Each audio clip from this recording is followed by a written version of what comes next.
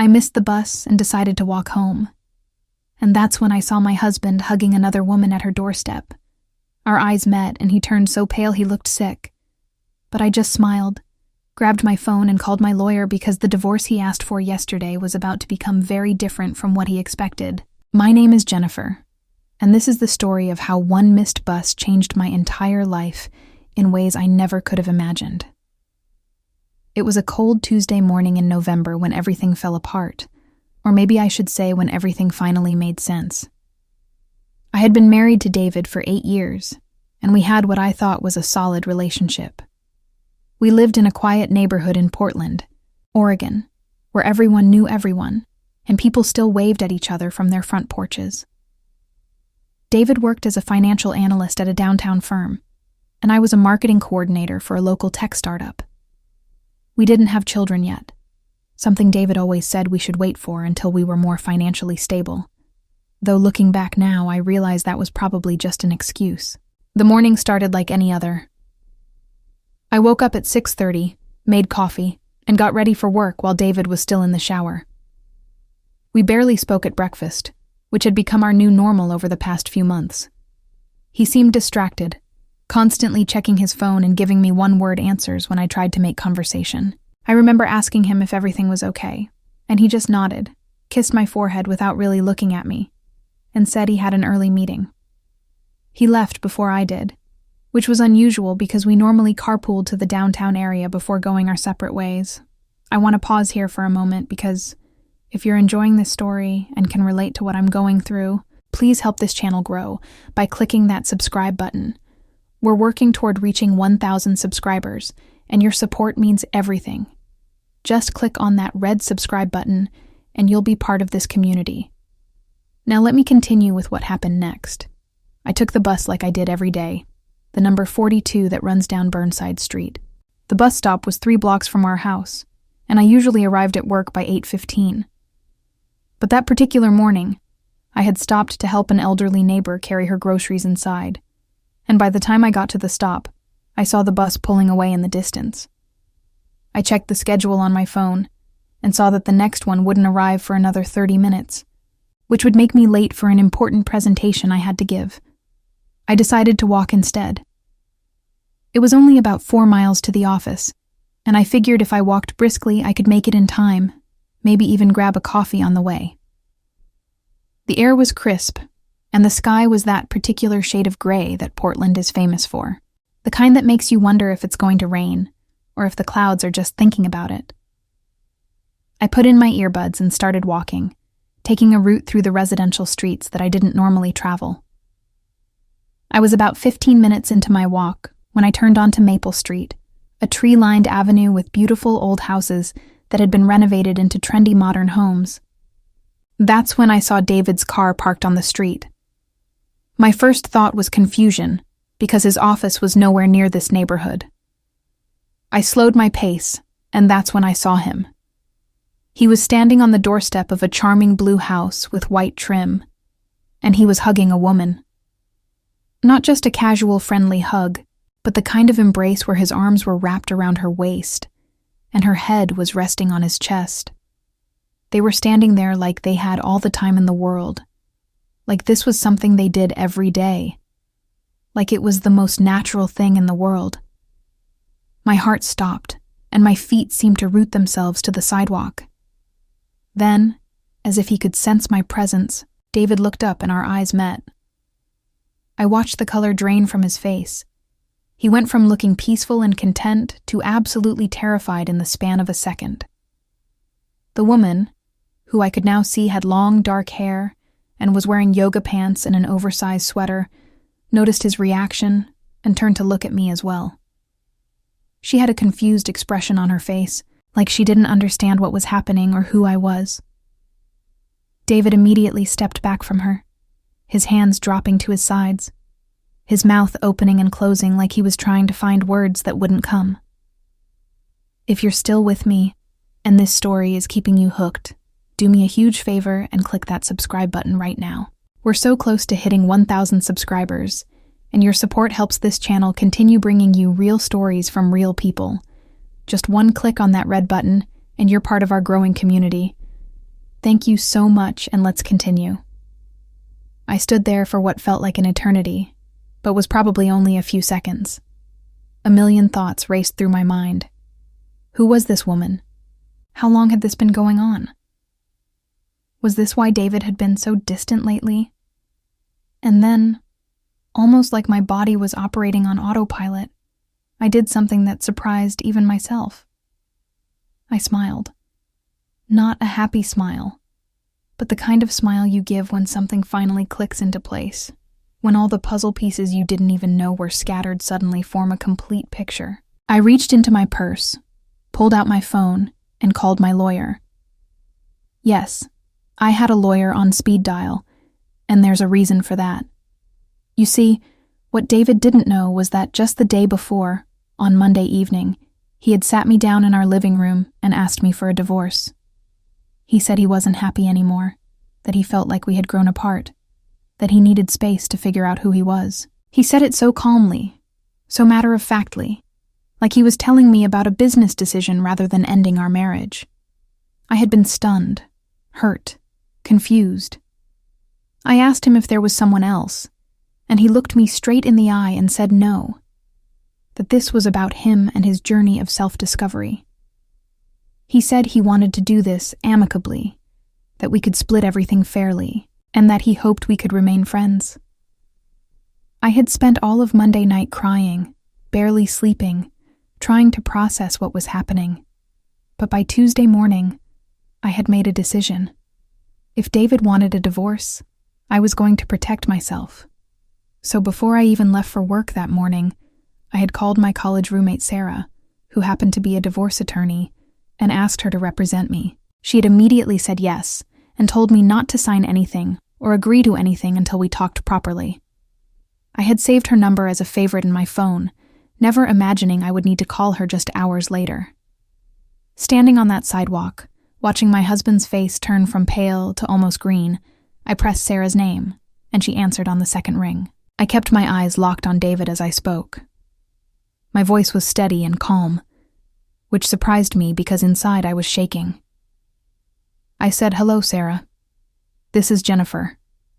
I need you to know that I've just discovered my husband has been having an affair. I'm looking at him right now with another woman, and I want to make sure we document everything properly for the divorce proceedings." Sarah, bless her professional soul, immediately understood what I was doing. She told me to take photos if possible, to note the address, the time, and any details I could remember, and to come to her office as soon as I could.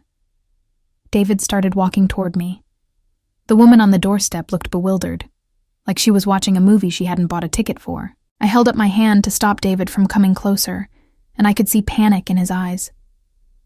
I took several photos with my phone, making sure to capture his car with the license plate visible, the house address, him, and the woman, who was still standing there, frozen.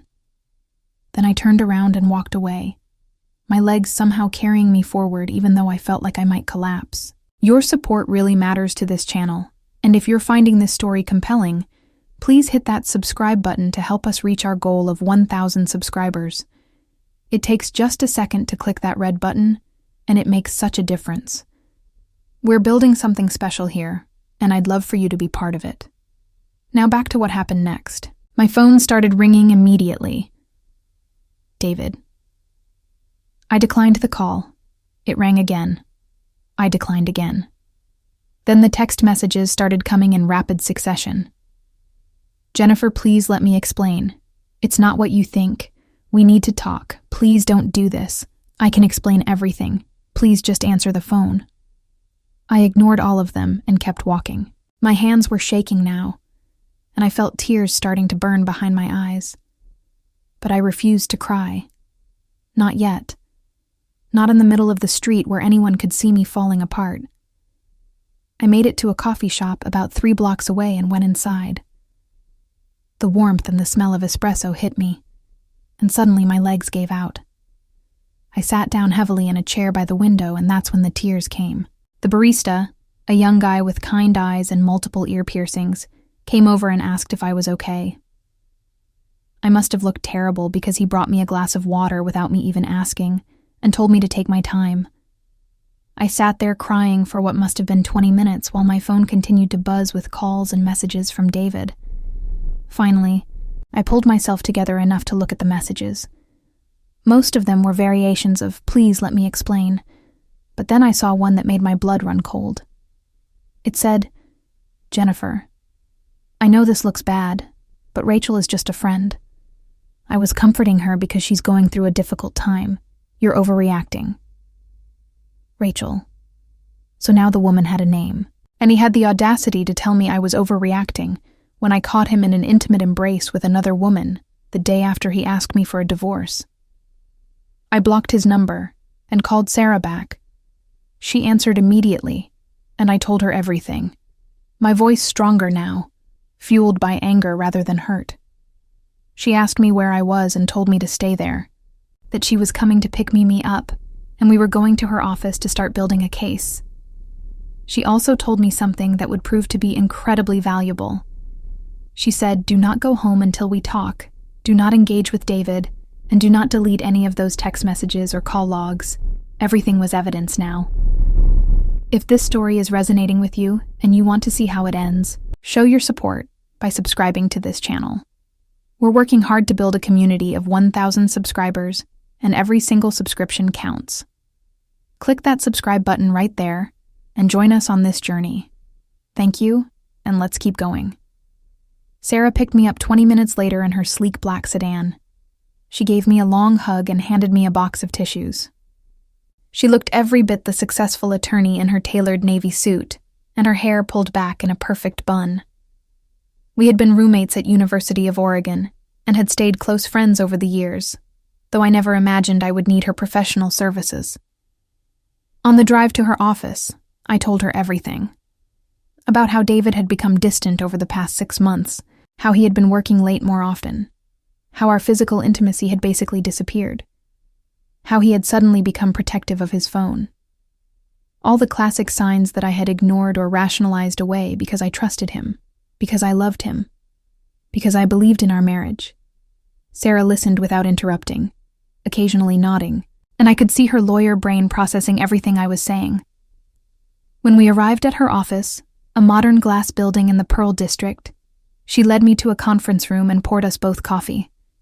Then she pulled out a legal pad and started taking notes. She asked me detailed questions about our finances, our assets, our debts. She asked if we had a prenuptial agreement, which we didn't. She asked about my salary versus his, about our house, about our cars, about our savings and retirement accounts. She explained that Oregon is an equitable distribution state, which meant that marital property would be divided fairly, though not necessarily equally, taking into account factors like length of marriage, contributions of each spouse, and earning capacity. Then she said something that made me sit up straighter. She said, "Jennifer, the fact that you caught David with another woman the day after he asked you for a divorce is significant. It suggests that this relationship with Rachel was likely going on before he asked for the divorce." In Oregon, while we're a no-fault divorce state and affairs don't typically impact property division, they can be relevant in other ways. If David has been using marital funds to support this relationship, for example, that could be considered dissipation of marital assets. We need to get access to bank statements, credit card bills, phone records, everything. She looked at me with serious eyes and asked if I was ready to fight. Really fight. Not for revenge, but for what I deserved. I nodded. I was ready. We spent the next 3 hours going through everything. Sarah made copies of the photos I had taken, documented the timeline of events, and started drafting a response to David's divorce petition. She explained that since David had already filed, we were technically the respondents, but that we could file counterclaims and requests for discovery. She said the key was to be strategic, to be thorough, and to be unemotional in our approach, even though emotions were running high. She also suggested that I might want to hire a private investigator to document David's relationship with Rachel, which could be useful in understanding the full scope of what had been going on. Please take a moment to subscribe to this channel if you haven't already. We're building a community here, and your subscription helps us reach more people with these real-life stories. Just click that red subscribe button, and you'll be supporting content that matters. We're almost at 1,000 subscribers, and you could be the one who helps us reach that milestone. Now let me tell you what happened when I finally went home. It was late afternoon by the time Sarah drove me back to the coffee shop where my car was still parked. Since I had taken the bus that morning, I had walked, and my car was actually at home, so she drove me all the way to my house.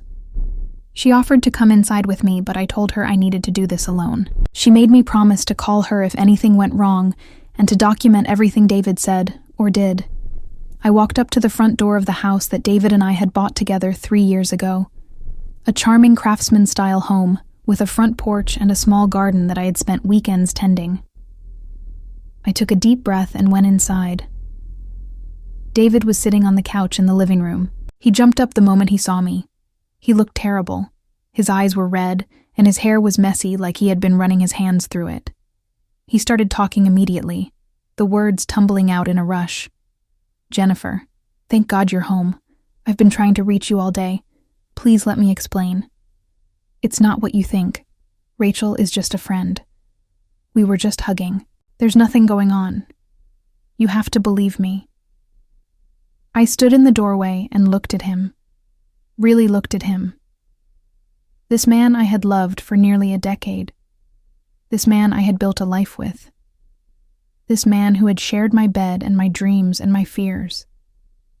And I realized I didn't know him at all.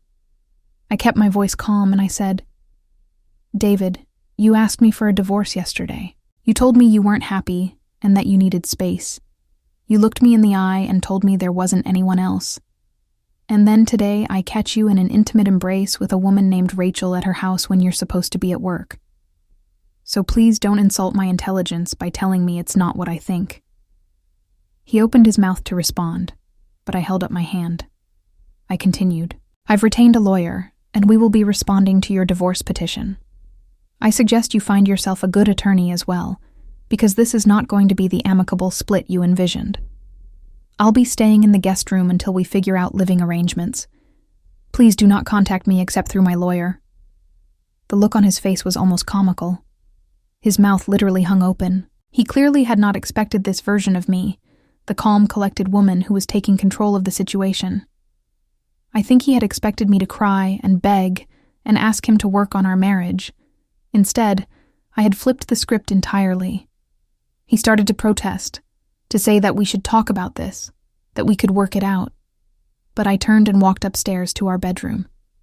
I packed a bag with enough clothes and toiletries for several days and moved everything to the guest room at the end of the hall.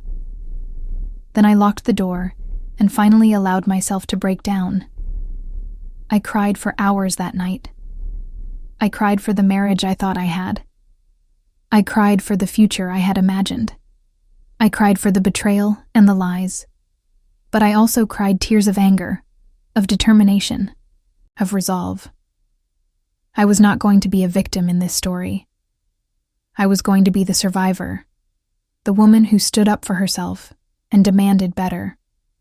And somewhere in the midst of all those tears, I made myself a promise. I was going to come out of this divorce stronger, wiser, and with everything I deserved. If you're still listening and this story has you hooked, please don't forget to subscribe to this channel. We're so close to reaching 1,000 subscribers, and your support means the world. Just hit that subscribe button and help us grow this community of people sharing real stories. Thank you from the bottom of my heart, and let's continue with what happened next. The next few days were a blur of activity. Sarah moved quickly, filing our response to David's divorce petition and immediately requesting financial discovery. She also put me in touch with a private investigator named Marcus, a former police detective who specialized in infidelity cases. Marcus was a no-nonsense guy in his 50s with a graying beard and sharp eyes that seemed to notice everything. I met with him at Sarah's office and explained the situation. He asked me detailed questions about David's schedule, his habits, his patterns. He asked about Rachel, though I knew almost nothing about her except her first name and her address. Marcus assured me that would be enough to start with. Within 48 hours, Marcus had discovered that Rachel Morrison was a 32-year-old yoga instructor who owned her own studio downtown. She had never been married and had no children. And here's where it got interesting. She had posted several photos on her social media accounts over the past 4 months that, while not explicitly showing David, were clearly taken at restaurants and locations that I knew David had told me he was going to for work dinners or client meetings. Marcus showed me the photos on his laptop, and my stomach turned. In one photo, you could see a man's hand reaching across the table, and I recognized David's watch and the small scar on his knuckle from a biking accident years ago. Marcus kept digging, and what he found was damning. David had been using our joint credit card to pay for dinners, flowers, and even a weekend getaway to a bed and breakfast on the coast. He had been sloppy, not even trying to hide the transactions, probably because he assumed I wouldn't check since I typically handled our household expenses while he managed our investments and retirement accounts. When Sarah saw the credit card statements, her eyes lit up in that way lawyers' eyes do when they find the smoking gun. She said, "This is dissipation of marital assets. He used money that belonged to both of you to fund an extramarital affair, and we can absolutely use this in the divorce proceedings." But it got even better, or worse, depending on how you looked at it. Marcus discovered that David had also been using our home equity line of credit without my knowledge. He had withdrawn $15,000 over the past 3 months. When Sarah and I dug into where that money had gone, we discovered that David had given Rachel a loan to help her renovate her yoga studio. A loan that he had never discussed with me, using credit that was secured by our house, the house that I had contributed equally to purchasing and maintaining. Sarah practically rubbed her hands together with glee when she found this out. She said this was a clear case of financial misconduct and would absolutely impact the property division. Armed with this information, Sarah filed an amended response that included detailed claims about David's financial impropriety and requested an immediate accounting of all marital assets and debts. She also filed a motion to prevent David from accessing any more marital funds without court approval. David's attorney, when he finally retained one, was caught completely off guard. I later learned from Sarah that David had told his lawyer he wanted a simple, uncontested divorce and had portrayed me as someone who would cooperate. His lawyer apparently called Sarah in a panic after seeing our filings, trying to negotiate and suggesting that maybe we were being too aggressive. Sarah shut that down immediately. She told him we had extensive documentation of David's affair and his misuse of marital funds, and if David wanted to avoid this all becoming public record in a contested hearing, he needed to come to the table with a fair settlement offer. Subscribe to this channel right now if you're enjoying this real-life drama. We need your support to hit our goal of 1,000 subscribers. Every subscription matters and helps us continue creating content like this. Click that red subscribe button and be part of our community. Now let me tell you about the confrontation that changed everything. About 2 weeks after I caught David with Rachel, he finally tried to have a real conversation with me. I had been avoiding him as much as possible, which was relatively easy since we were living in separate rooms and I had been staying late at work or going to my sister's house most evenings. But one Saturday morning, he knocked on the guest room door and asked if we could talk. I almost said no, but then I decided I wanted to hear what he had to say. I wanted to look him in the eye and hear him try to explain himself. We sat in the living room, on opposite ends of the couch, the same couch where he had asked me for a divorce 2 weeks earlier. He looked exhausted, like he hadn't been sleeping well, and part of me felt a small surge of satisfaction at that. He started by saying he was sorry, that he never meant for any of this to happen. Then he proceeded to tell me a story that made my blood boil. He said he had met Rachel about 8 months ago when he started taking yoga classes for stress relief. They had become friends, just friends, he emphasized, and she had become someone he could talk to about his feelings. He said I had become distant and focused on my career, and he felt lonely in our marriage. He said Rachel understood him in ways I didn't. He said the affair, and at least he finally admitted it was an affair, had started about 5 months ago. I sat there listening to him essentially blame me for his decision to cheat, and I felt something shift inside me.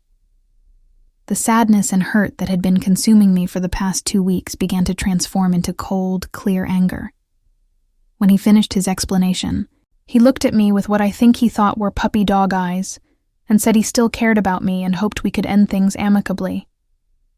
He said he was willing to split everything 50-50 and he hoped we could both move on with our lives. He even had the audacity to say that maybe someday we could be friends again. I took a deep breath, and then I spoke. I told him that his version of events was interesting but incomplete. I told him I knew about the credit card charges, the dinners, the weekend getaway, the flowers. I told him I knew about the $15,000 he had taken from our home equity line to give to his girlfriend. I told him I knew the affair had been going on for months while he was lying to my face every single day. And I told him that his idea of a 50-50 split was laughable considering what he had done. His face went through a series of emotions: shock, denial, anger, and finally something that looked like fear. He started to argue, to say that I was blowing things out of proportion, that the money he gave Rachel was a loan that she would pay back, that the credit card charges weren't that much. I cut him off and told him he needed to speak to his lawyer, and that my lawyer would be sending over a settlement proposal that took into account his financial misconduct. I said if he didn't agree to reasonable terms, I was fully prepared to go to court and have everything become part of the public record. I said I had detailed documentation and photographic evidence, and I was not afraid to use it. Then I stood up and walked out of the room, leaving him sitting there on the couch looking shell-shocked. It was one of the most empowering moments of my life. I had stood up for myself, I had not backed down, and I had made it clear that I was not going to be taken advantage of. And it felt amazing. Don't forget to subscribe if you're invested in hearing how this all turns out. We're building toward 1,000 subscribers, and your support makes all the difference. Just click that subscribe button and help this channel grow. You won't regret it, because there's more to this story that you need to hear. Over the next few weeks, the divorce proceedings moved forward. David's lawyer sent over a settlement proposal that was insulting, offering me barely more than the minimum required by law and trying to downplay his financial misconduct. Sarah rejected it immediately and sent back our own proposal that demanded I receive 65% of our marital assets to compensate for what David had taken and spent on his affair. We also demanded that David pay my attorney fees since his actions had necessitated extensive legal work. David's lawyer balked at our proposal and threatened to take everything to trial. Sarah called his bluff.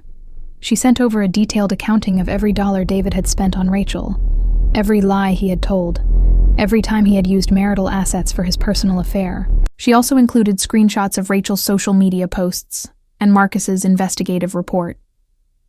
Then she said that if we went to trial, all of this would become public record, and she would make sure to bring in Rachel to testify about the nature of her relationship with David and the money he had given her. She pointed out that David worked in finance where reputation mattered, and asked if he really wanted all of this aired in open court.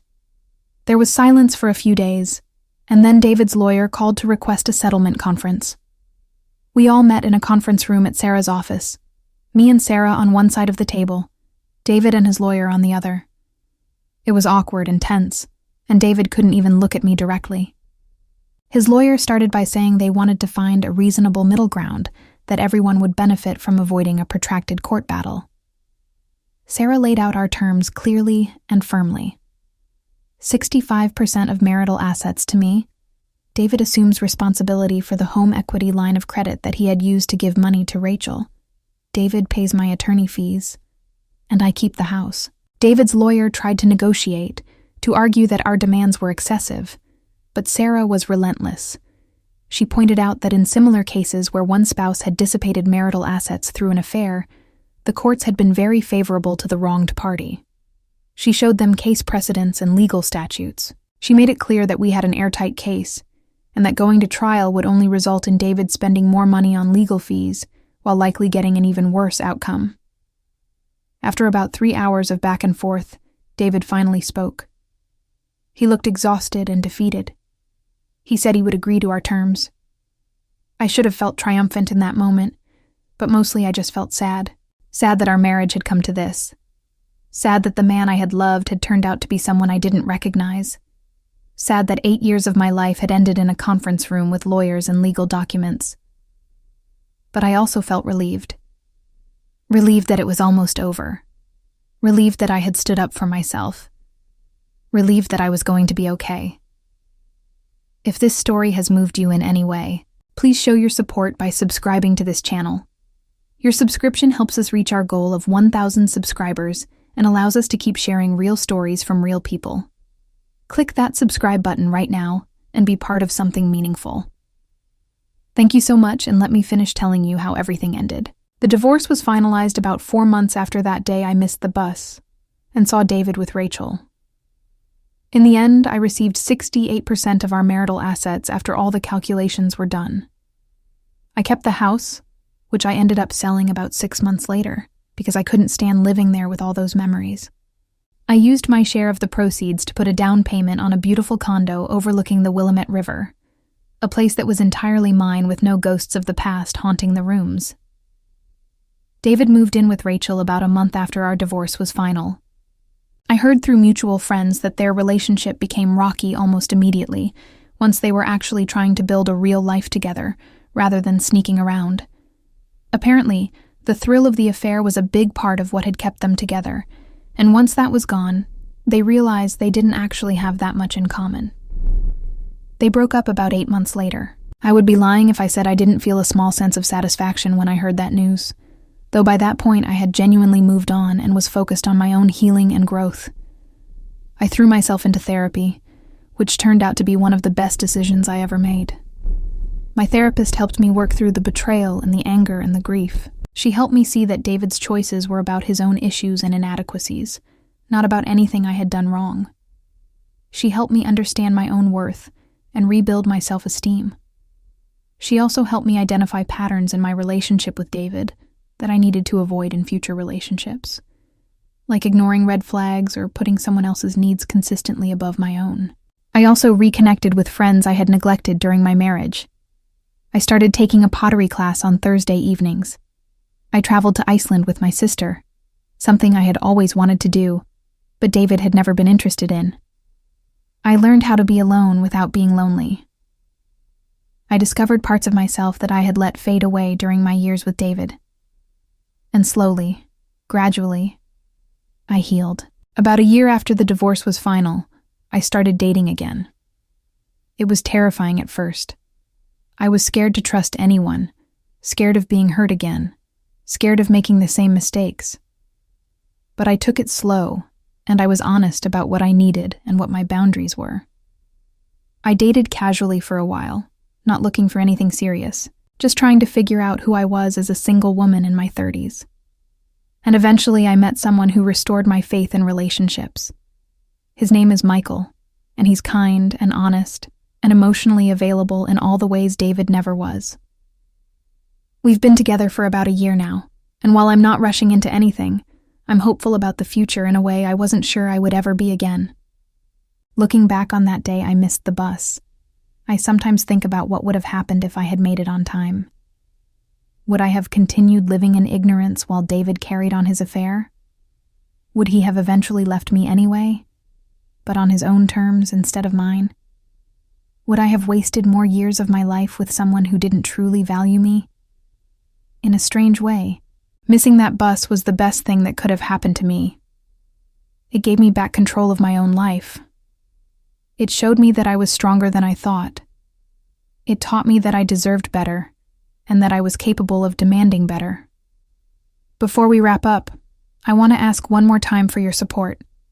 If this story resonated with you, if you found it helpful or inspiring or just compelling, please subscribe to this channel.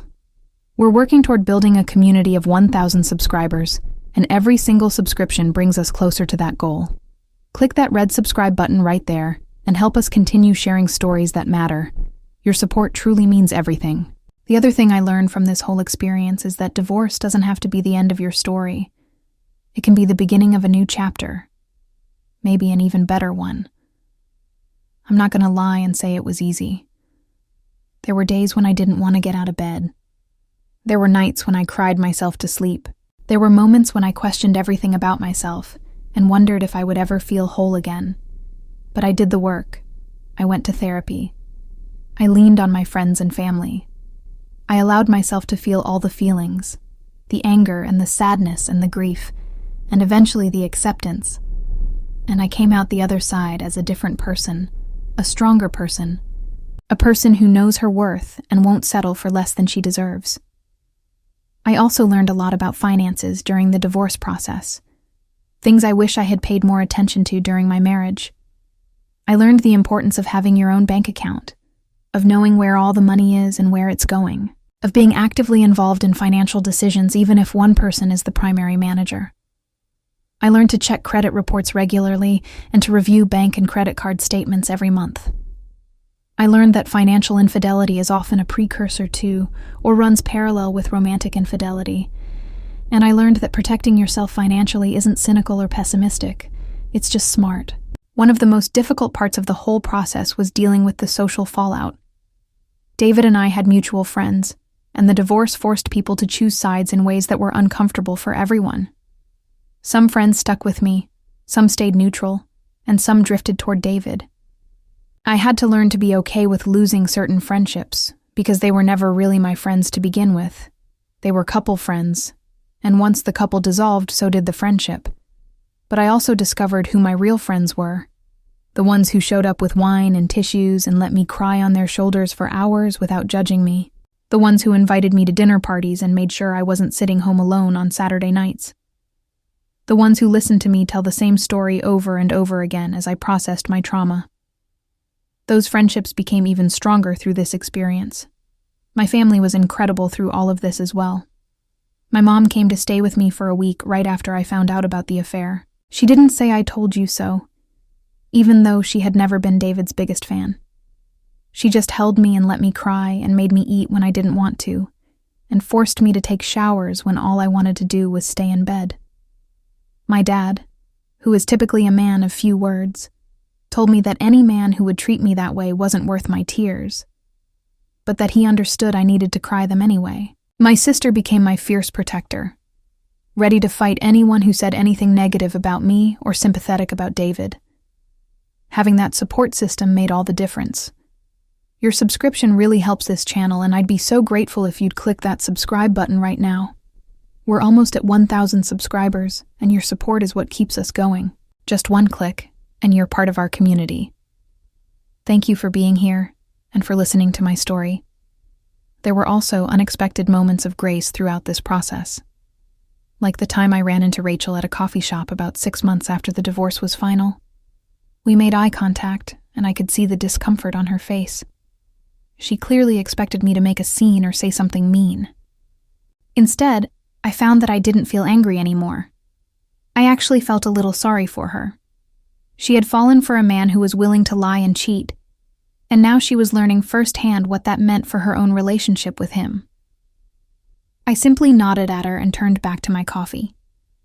Later, I realized that moment was a turning point for me. I had let go of the anger and the bitterness. I had forgiven, not for David or for Rachel, but for myself, so that I could move forward without carrying that weight. I also want to talk about something that I think is important for anyone going through a divorce to understand. The grief comes in waves. Just when you think you're over it, something will trigger a memory or an emotion, and you'll find yourself crying in the grocery store because you saw David's favorite cereal on the shelf. Or you'll hear a song that was played at your wedding and you'll have to pull the car over because you're crying too hard to drive. These moments don't mean you're not healing or that you're moving backward. They're just part of the process. The waves get smaller and less frequent over time, but they don't disappear completely. At least not right away. And that's okay. It's okay to still have moments of sadness, even as you're moving forward with your life. One thing that really helped me was journaling. I started writing down my thoughts and feelings every day. Not for anyone else to read, but just for myself. It helped me process what I was going through and track my progress. I could look back at entries from a month ago or 2 months ago and see how far I had come. I could see that the things that seemed unbearable in the moment eventually became manageable. I could see my own strength and resilience reflected back at me in my own words. I still journal today, even though I'm in a much better place, because I've found it to be such a valuable tool for self-reflection and emotional processing. Another thing I did was make a list of all the things I had always wanted to do, but David wasn't interested in. Then I systematically started doing them. I went to see musicals, which David always said were boring. I took a weekend trip to wine country with my girlfriends, something David never wanted to do because he didn't drink wine. I redecorated my new condo exactly how I wanted it, without having to compromise with anyone else's taste.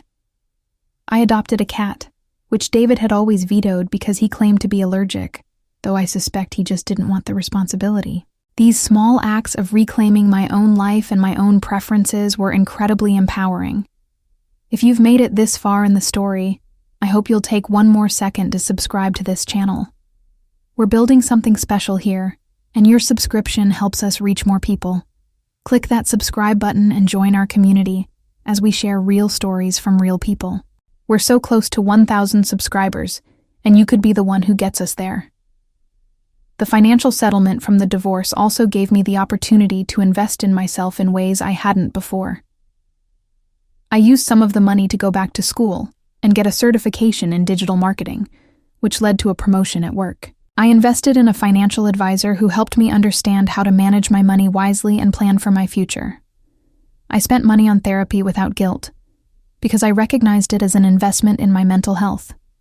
I treated myself to things that made me happy, like a really good mattress and high-quality coffee and a gym membership. These weren't frivolous purchases, they were acts of self-care and self-respect. I also became very intentional about the kind of life I wanted to build moving forward. I realized that in my marriage, I had been operating on autopilot, following a script that society had handed me without really examining if it was what I actually wanted. Now I had the opportunity to design my life from scratch. Did I still want to get married again someday? Maybe, but only if I met someone who truly enhanced my life rather than just filling a role. Did I want children? I decided that I did, but I also decided that if it didn't happen, I would be okay, because my life had value and meaning, regardless of whether I became a mother. Did I want to stay in Portland? For now, yes, but I gave myself permission to consider moving if an amazing opportunity presented itself somewhere else. Everything was a choice now, not a default setting, and that was liberating. One of the most important lessons I learned was about the difference between being alone and being lonely. Before the divorce, I think I was terrified of being alone. I had gone from living with college roommates to living with David, and I had never really experienced living by myself as an adult. But once I was forced into it, I discovered that I actually liked it. I liked being able to eat cereal for dinner if I wanted to. I liked watching whatever I wanted on TV without negotiating. I liked the quiet and the solitude. I liked not having to worry about anyone else's mood or needs. I learned that being alone didn't mean being lonely, and that I could be perfectly happy and fulfilled without a partner. That realization took away the desperation that I think sometimes leads people into bad relationships. I didn't need a partner, but I was open to having one if the right person came along. I also became much more cautious about red flags in relationships. In hindsight, there were signs early in my relationship with David that I had ignored or rationalized away. Little inconsistencies in what he said, moments of emotional unavailability, times when he prioritized his needs over mine without discussion. At the time, I told myself that no relationship was perfect and that I shouldn't be too demanding. But I've learned that there's a difference between accepting that everyone has flaws and tolerating behavior that doesn't align with your values. Now when I date, I pay attention to the little things. Does this person do what they say they're going to do? Are they consistent in their behavior? Do they communicate openly about difficult topics? Do they take responsibility for their mistakes? These aren't unreasonable expectations. They're basic requirements for a healthy relationship. Please subscribe to this channel if you haven't already. We're working toward 1,000 subscribers, and we need your support to get there. Every subscription matters and helps us continue sharing stories like this one. Just click that red subscribe button and you'll be part of our growing community. Thank you. Something else I want to mention is how the divorce affected my work life. Initially, I was worried that my personal crisis would impact my professional performance, but actually, the opposite happened. Throwing myself into work became a healthy distraction during the worst of the divorce proceedings. I volunteered for projects I normally wouldn't have taken on, I stayed late and came in early.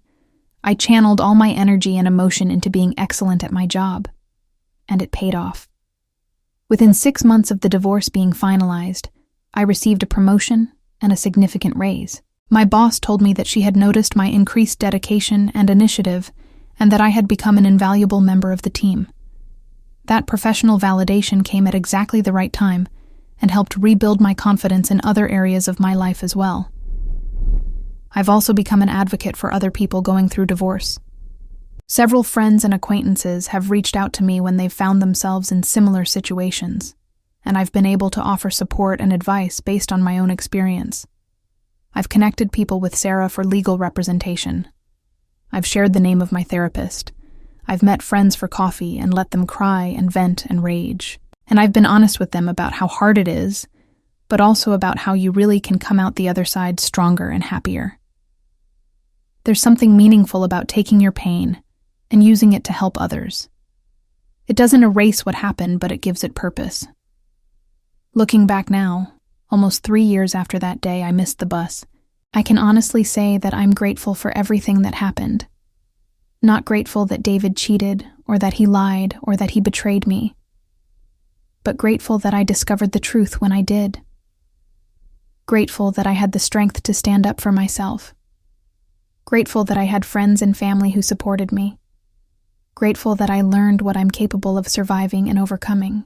Grateful that I got the opportunity to rebuild my life in a way that truly reflects who I am and what I value. That version of me who was married to David feels like a different person now, someone smaller and less sure of herself. The woman I am today is stronger, wiser, more confident, and more authentic. And I wouldn't trade that for anything. If David or Rachel were to read this or hear this story, I don't know what they would think. Part of me hopes David would feel some remorse for how he handled things, but I'm also aware that he might justify his actions, or continue to blame me, or simply not care. And that's okay. I don't need his validation or his apology. I don't need him to acknowledge that what he did was wrong. I've made my peace with it without needing anything from him. As for Rachel, I imagine she's learned her own lessons about being with someone who's willing to cheat. Or maybe she hasn't. Either way, it's not my concern anymore. One more time before we close. If this story has resonated with you in any way, please subscribe to this channel. Your subscription helps us reach our goal of 1,000 subscribers and supports our mission to share authentic stories from real people. Click that red subscribe button right now and become part of our community. Thank you so much for your support. So what's my life like now? It's good. Really good. I wake up every morning in my sunny condo with my cat curled up next to me, and I feel content. I have a job I enjoy and coworkers who have become friends. I have a close group of friends who I see regularly for brunches and movie nights and spontaneous adventures. I have a sister who is my best friend and parents who are my biggest cheerleaders. I have Michael, who treats me with respect and kindness, and who I'm building something real with, slowly and carefully. I have hobbies that bring me joy and a therapist who helps me continue growing. I have financial security and independence. I have a future full of possibilities. And I have myself, and I've learned that's more than enough. The story of catching David with Rachel is obviously the dramatic centerpiece of my divorce narrative, but the real story is what came after. It's about how I picked myself up and rebuilt. It's about how I learned to trust again, first in myself and eventually in others. It's about how I transformed pain into growth. It's about how I discovered that I didn't need someone else to complete me, because I was already whole on my own. That's the story that matters, not the betrayal itself, but how I responded to it. If you're going through something similar right now, if you've just discovered a betrayal, or if you're in the middle of a divorce, or if you're struggling to rebuild your life after a relationship ends, I want you to know that it gets better. I know everyone says that, and I know it doesn't feel true in the moment, but it really does. You will survive this. You will heal. You will laugh again and love again and feel joy again. It won't happen overnight, and it won't be linear. There will be setbacks and bad days and moments when you think you can't do it. But you can. You're stronger than you think. And one day you'll look back on this painful chapter of your life, and you'll realize that it was also the chapter where you found yourself. Thank you for listening to my story. Thank you for being here with me through this journey. And please, if you haven't already, subscribe to this channel. We're building a community of people who understand that real life is messy and complicated, and sometimes painful, but also beautiful and resilient and full of hope. Click that subscribe button and join us. We're almost at 1,000 subscribers, and your support means everything. Thank you for being part of this. Thank you for listening. And remember, missing that bus might just be the best thing that ever happens to you.